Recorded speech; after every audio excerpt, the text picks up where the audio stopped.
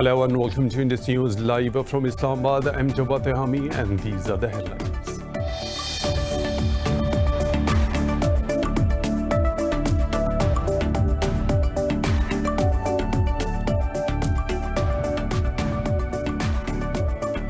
The Pakistan Army says it has shot down another Indian spying quadcopter after it violated Pakistan's airspace in the Pandu sector along the line of control. In a statement, the military's media wing said the drone intruded 200 meters into the Pakistan side of line of control.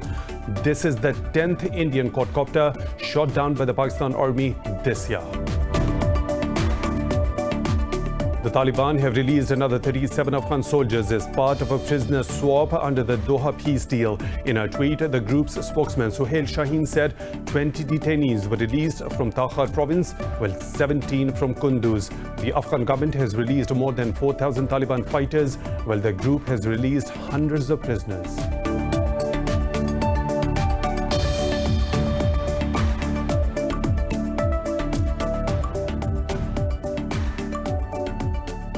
US Special Envoy Brian Hook says allowing arms embargo on Iran to expire will severely undermine peace and security in the Middle East. Speaking to reporters in Doha, the envoy accused Tehran of repeatedly violating the arms embargo. Iran has warned against US-led efforts to extend the sanctions, which are set to expire in October.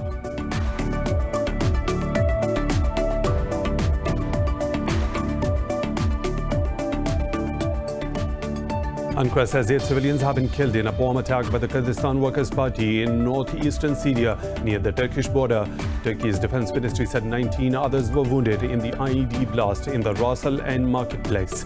Meanwhile, the ministry said it has also killed 3 PKK militants in northern Syria.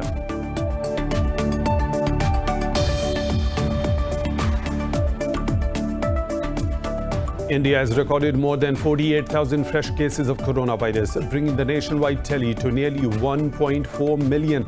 The country's death toll has risen to over 32,000 after another 705 people succumbed to the disease over the past 24 hours. Iran has recorded 216 more fatalities in a day, pushing the country's toll to 15,700. Meanwhile, in Pakistan, 35 more people died overnight, taking the count to 5,822 with over 273,000 cases. The global number of COVID-19 cases has crossed 16 million, while the death toll is over 644,000.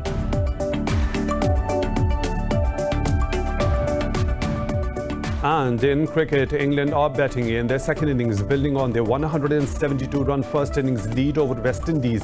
Earlier, the visitors were all out for 197 runs in their first innings at Old Trafford. England posted 369 runs in their first innings.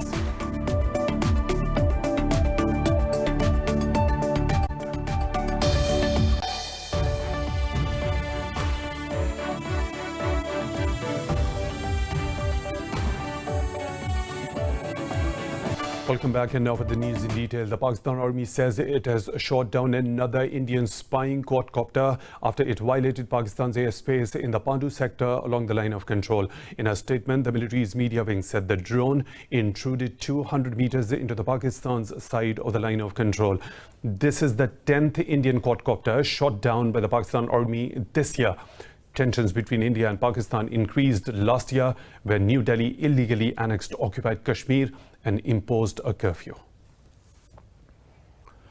India has recorded more than 48,000 fresh cases of coronavirus, bringing the nationwide tally to nearly 1.4 million. The country's death toll has risen to over 32,000 after another 705 people succumbed to the disease over the past 24 hours. Iran has recorded 216 more fatalities in a day, pushing the country's toll to 15,700. More in this report. It is almost 9 months since the first case of the novel coronavirus came to the surface to haunt the world. Be it Americas, Europe, Australia or Asia, the crisis is still looming large. Though the number of cases is dropping in Europe, there are fears of a second wave as the UK imposed a quarantine on travellers returning from Spain. Foreign Secretary Dominic Raab defended the decision and said it was not possible to give them more notice. Well, because the cases in Spain, the data we got was on the Friday. You obviously compile that through the course of the day. It showed a big jump right across mainland Spain. That was then assessed yesterday afternoon, and we took the decision as swiftly as we could. And look, we can't make apologies for doing so. We must be able to take swift, decisive action. Australia's state of Victoria has recorded 459 cases of the coronavirus, the second highest daily total, and up from 357 cases the previous day. Victorian Premier Daniel Andrews has cautioned that the situation ahead might get worse. We are approaching the halfway mark. We've been clear that it would get worse before it got better, that stability had to be achieved before we'd start to see numbers fall. The global number of COVID-19 cases has crossed 16 million, while the death toll is over 645,000. According to data from Johns Hopkins University, more than 9.3 million people have recovered so far.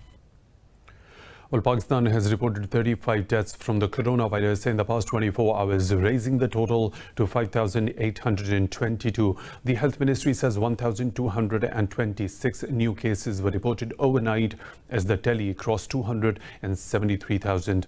Officials said over 237,000 people have recovered from the virus so far. The ministry said there are now over 29,000 active cases in the country. It said 1,267 people are in critical condition. Sindh is the worst hit province with over 117,000 infections, while Punjab has nearly 92,000 cases. Pakistan's Foreign Minister Shah Mahmood Qureshi has condemned the recent missile attacks by Yemen's Houthis on Saudi Arabia's defense installations.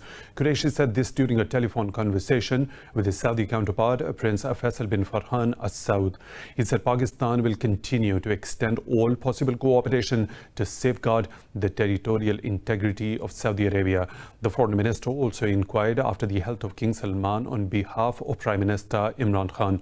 Prince Faisal said King Salman is recovering well after his successful surgery. The two officials also discussed the upcoming session of the UN General Assembly. The United Nations says terrorist groups operating from Afghanistan are targeting Pakistan. In its 26th report, the Analytical Support and Sanctions Monitoring Committee of the UN said the banned Tehreek-e-Taliban Pakistan and its splinter group Jamaatul Ahrar have their bases in Afghanistan. The report said the two groups are responsible for the killing of innocent civilians in various acts of terrorism inside Pakistan.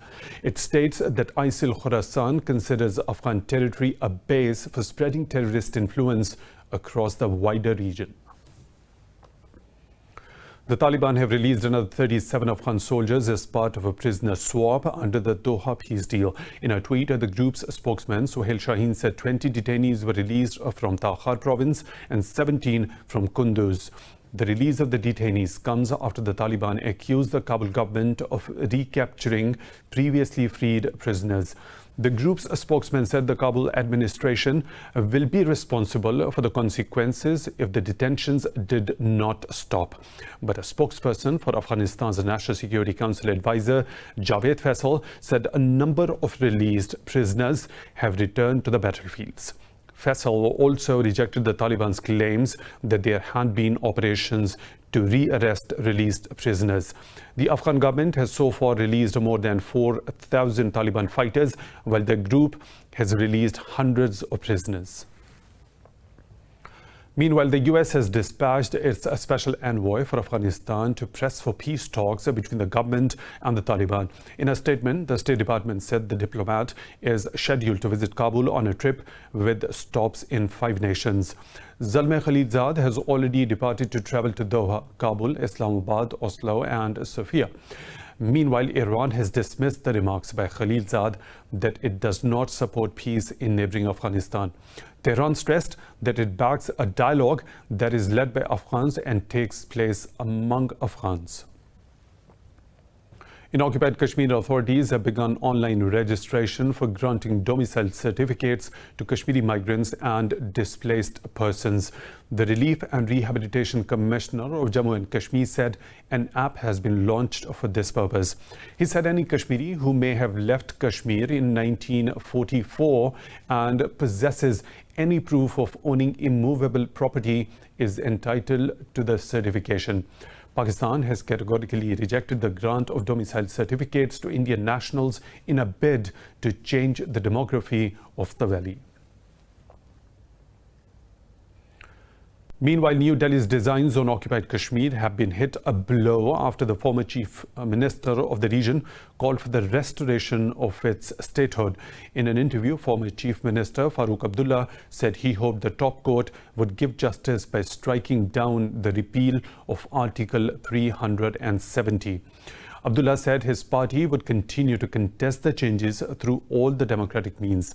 He said these changes were a betrayal of the trust reposed by the people of occupied Kashmir. Abdullah also called the legislation passed by the parliament unconstitutional.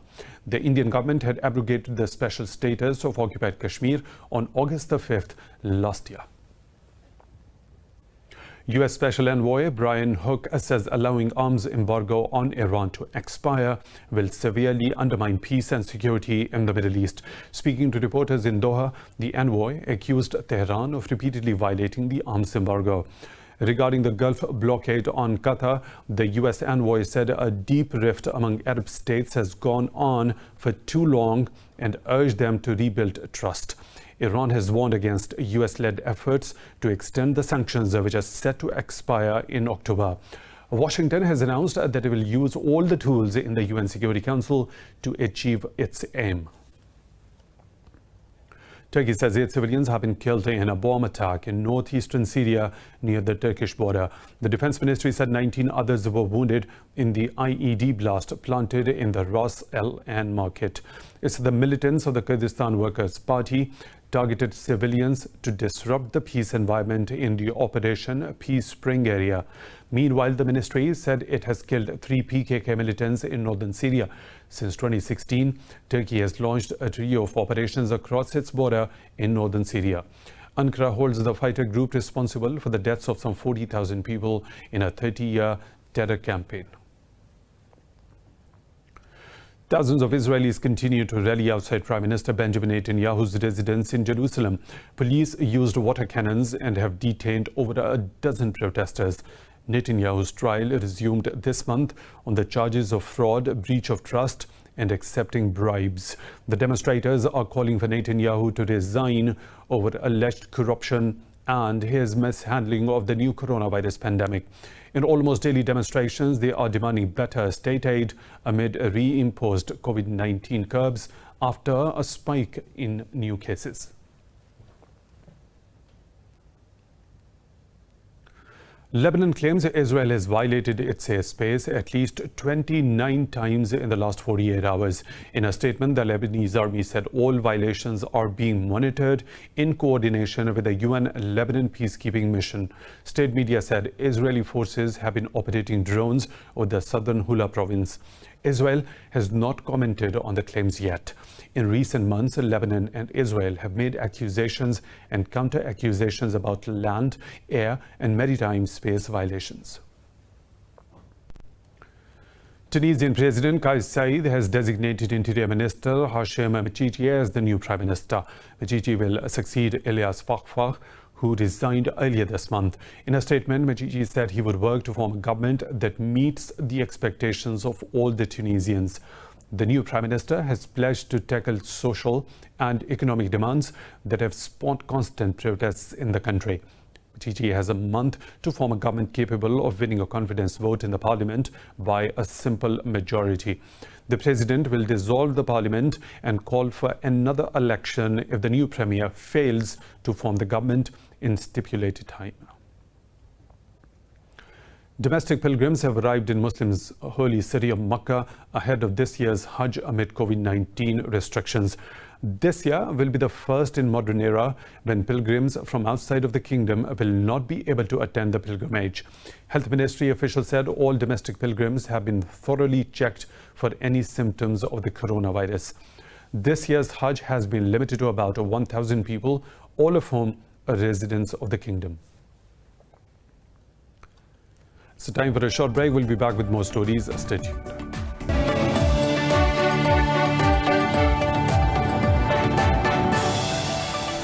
Welcome back. In the U.S., one person has been shot dead at a Black Lives protest in Austin, Texas. The police say several shots were fired at the demonstration as a group of about 100 people was marching and chanting slogan. In a briefing, the police said they have detained a suspect.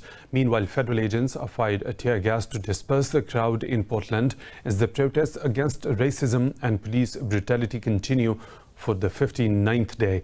Elsewhere in Seattle, police arrested 45 people and 21 officers got injured in clashes with the protesters. Over in Colorado, at least 2 people were injured as a vehicle barreled through demonstrators gathered on a highway in Aurora. Protests against systemic racism and police violence have engulfed the country since the custodial murder of African-American George Floyd in May. Venezuela has slammed the U.S. decision to close China's consulate in Houston. In a tweet, Venezuela's Foreign Minister George Rizia said the move was an act of baseless aggression. Rizia said Washington's wide-ranging escalations against Beijing were based on falsehood. He said the escalations were a part of U.S. President Donald Trump's attempt to alleviate his electoral struggles. Earlier on Friday, Beijing ordered the closure of a U.S. consulate in Chengdu in response to Washington's demand to close Beijing's Houston consulate. The bilateral ties between both the nations have worsened this year over a range of issues, including coronavirus, South China Sea, Hong Kong, and global trade. In Spain, protesters have rallied against a monarchy amid corruption allegations against the former King Juan Carlos, father of King Felipe. Demonstrators gathered in Madrid while keeping a distance from each other. In June, the country's Supreme Court opened an investigation into Juan Carlos' alleged involvement with a rail contract in Saudi Arabia. This came after a Swiss newspaper reported Carlos had illegally received $100 million from the late Saudi king. Juan Carlos has repeatedly declined to comment on the allegations, which has further enraged the protesters. Now more than ever, amid a health crisis, a crisis of the system, we have a head of state who is stealing in front of our faces is even more outrageous than ever. We had to come here to prove it. In France, a volunteer church assistant has confessed to setting the fire that severely damaged a cathedral in the city of Nantes on 18th of July. But his motives remain a mystery. The 39-year-old asylum seeker from Rwanda has been living in France for several years. He was arrested yesterday after investigations determined that arson was the likely cause of the blaze. Prosecutors opened an inquiry into the fire after finding that it broke out in 3 different places in the church, which the volunteer had locked up the night before. France is probing alleged crimes against humanity by a top former Rwandan military official during the country's 1994 genocide. Prosecutors say a preliminary investigation was opened after Gabo was found hiding in the city of Orleans, southwest of Paris. The International Criminal Tribunal for Rwanda has identified Gabo as one of the architects of the genocide. This comes 2 months after another suspected genocide architect, Felicien Kabuga, was arrested on the fringes of Paris.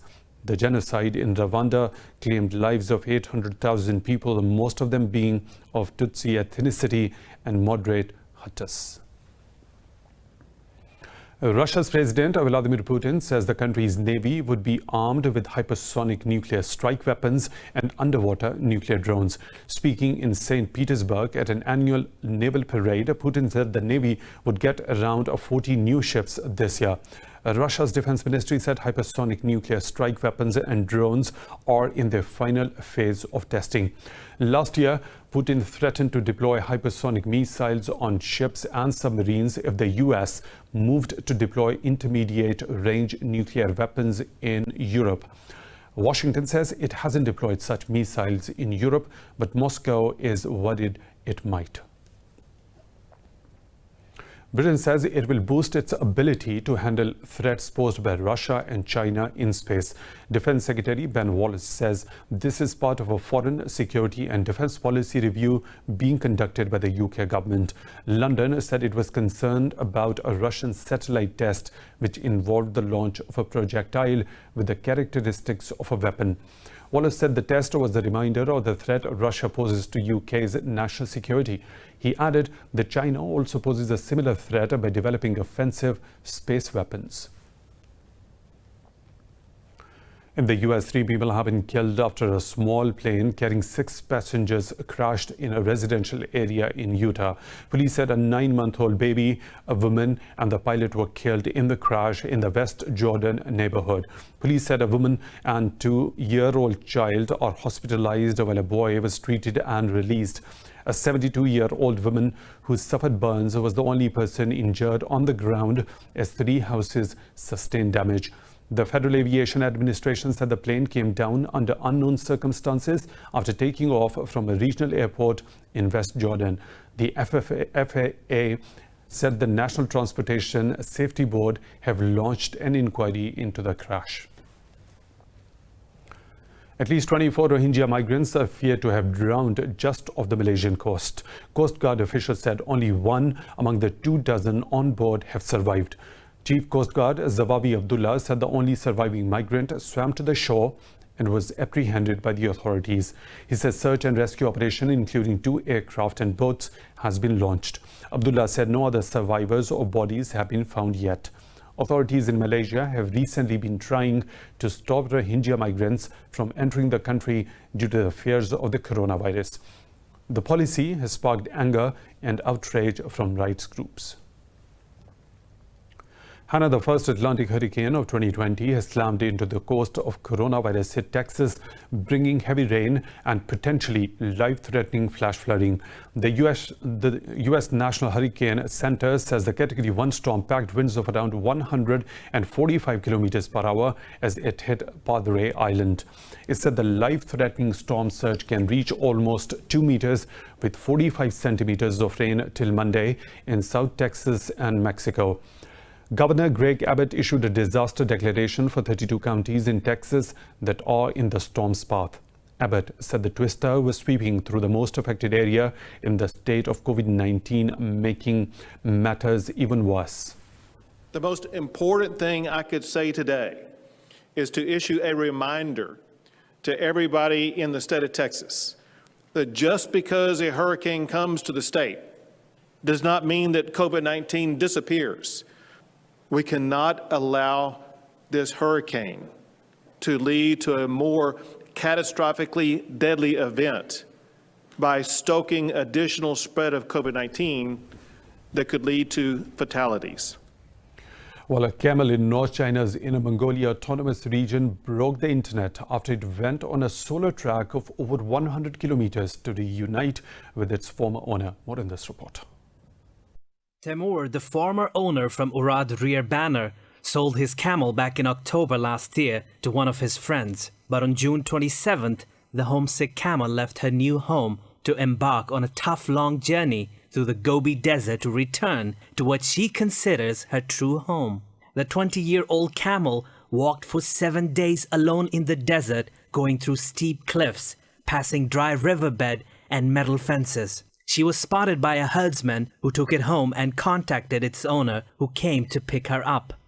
She is 20 years old. I will never sell it again. She has walked so far trying to come back. I will not chain her up, ride her, or allow anyone to hurt her ever again. She is free to do whatever she wants to from now on.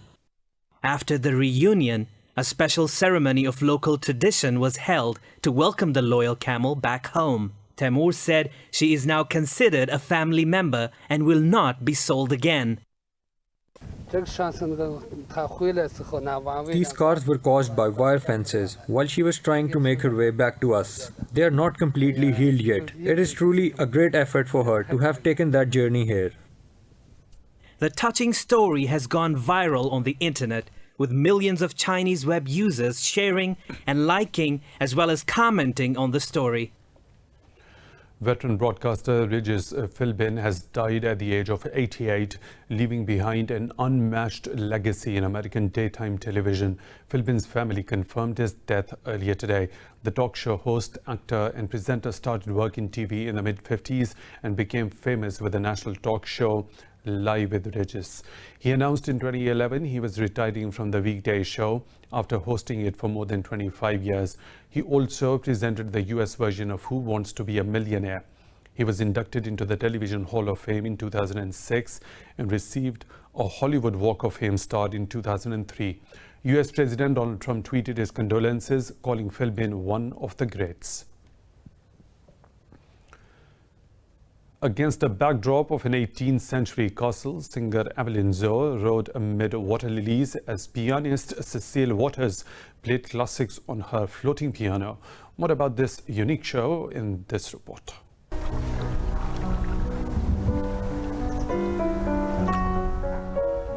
The French band Piano du Lac feared for the worst this year, unsure when they would perform again after the COVID-19 lockdown forced them to cancel 2 tours. But the group made a gamble this summer season and started touring mid-July to a masked and socially distant audience. Jean-François Marquis, the owner of the Riqueberg Castle in northern France, welcomed the group for a 2-night run of their show Melting Flottaire to show his support. This year, we are welcoming the Piano du Lac once more, whom we decided to support during this difficult period. So we are welcoming them here at Riqueberg Castle. There are a lot of health safety rules to observe, but if we don't support the artists, what will happen to them?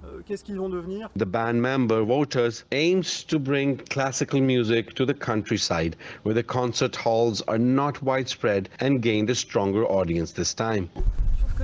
I think there is an ambience that is, well, not electric, but as for me, I'm so moved this year, much more than the other years, to see an audience in front of me who came despite the situation.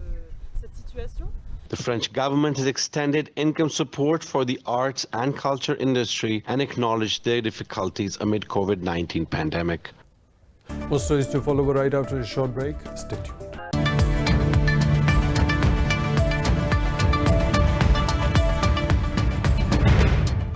The Asia-Pacific Economic Cooperation Group has reaffirmed the prioritization of economic recovery from the COVID-19 outbreak. This comes after a virtual meeting of the group chaired by Malaysia to discuss the prioritization of economic recovery. Malaysia's Trade and Industry Minister Muhammad Azmin Ali said the meeting aimed to respond to the challenges posed by COVID-19. He said Malaysia also hopes to enact the APAC post-2020 vision by the end of the year. APAC is a regional economic forum established in 1989 to leverage the growing interdependence of the Asia-Pacific. With a combined population of 3 billion, the 21 APAC economies account for around 60% of the world's total gross domestic product. Gulf stock markets are trading mixed. Investors, especially energy companies, declined, fearing re-emergence of travel restrictions due to the recent global COVID-19 surge. Saudi Arabia's benchmark index dipped due to Saudi Aramco's fall and an almost 2% drop for Rabi' Refining and Petrochemical Company. Dubai's main share index gained marginally, with lender Emirates NBD rising over 0.5% and Emaar Properties up nearly 0.5%. In Abu Dhabi, the index edged up fractionally, helped by a 4.5% jump in aquaculture company International Holding. The Qatari index traded flat as petrochemicals company Industries Qatar retreated over 1%.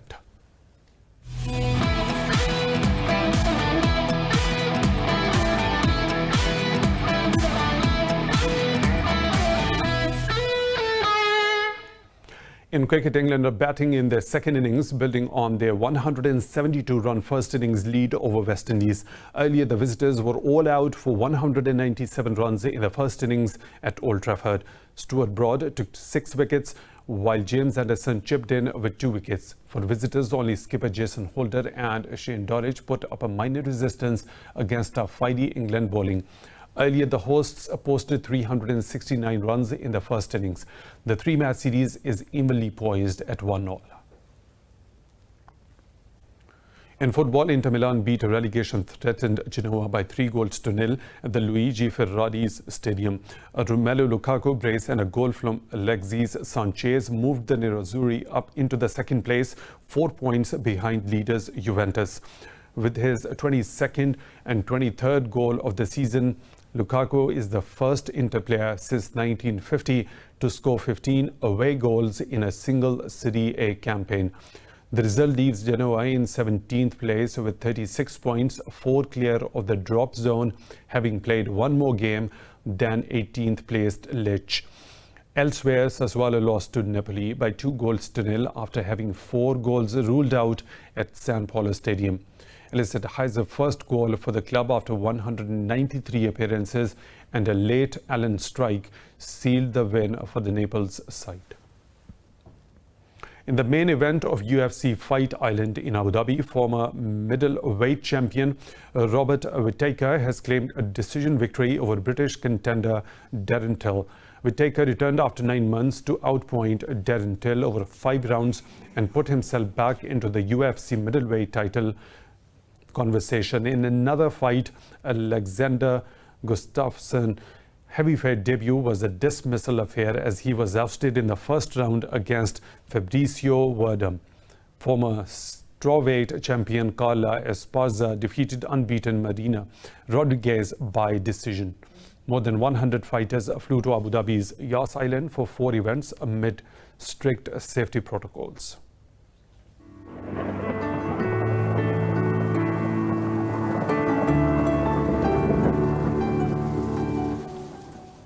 And now the weather situation from around the globe.